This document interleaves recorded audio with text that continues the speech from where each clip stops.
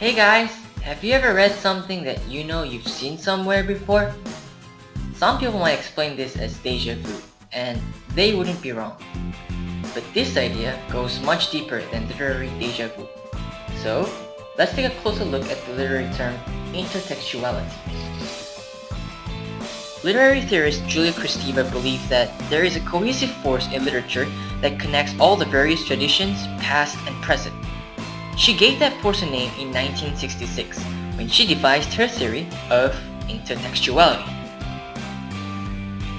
For Kristeva, this concept concerns much more than simply identifying literary references or inspirations. Rather, the idea of intertextuality is an expression of the complicated dependence of literary works on all the literature that has come before them. To put it in another way, people share a wide variety of experiences in literature, and intertextuality occurs where authors use these shared experiences to communicate their ideas with their audiences. Therefore, perhaps the best definition of intertextuality would be the use of complex literary relationships as the means of communication. There are several relationships that authors depend on to communicate in this way.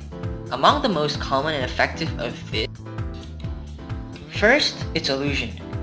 An allusion is a figure of speech that makes a reference to a place, person, or something that happened.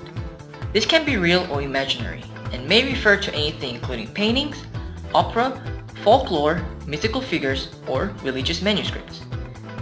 The reference can be direct or it may be inferred, and can broaden the reader's understanding. There are two types of allusions. This will help the reader remember the message or the theme of the passage without going into a lengthy discourse. Here's an example.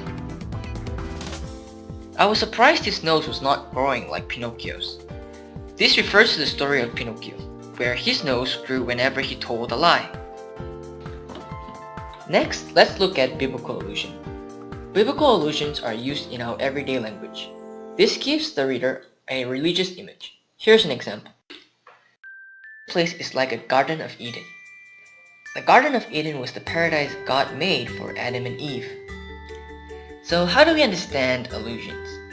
Because allusions make a reference to something other than what is directly being discussed, you may miss an allusion or fail to understand it if you do not know the underlying biblical story, literary tale, or other reference point. 여러분 그동안 영어로 듣는다고 힘드셨죠? 패러디에 대해서는 제가 한글로 설명해 드리겠습니다.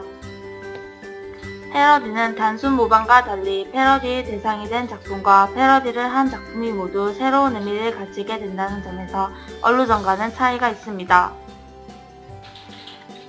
예를 들어 투송은 블레시의 형식인 The Passionate Shepherd to His Love를 모방하고 있고 시에 나오는 주요 단어들도 블레의 시에서 가져오고 있습니다.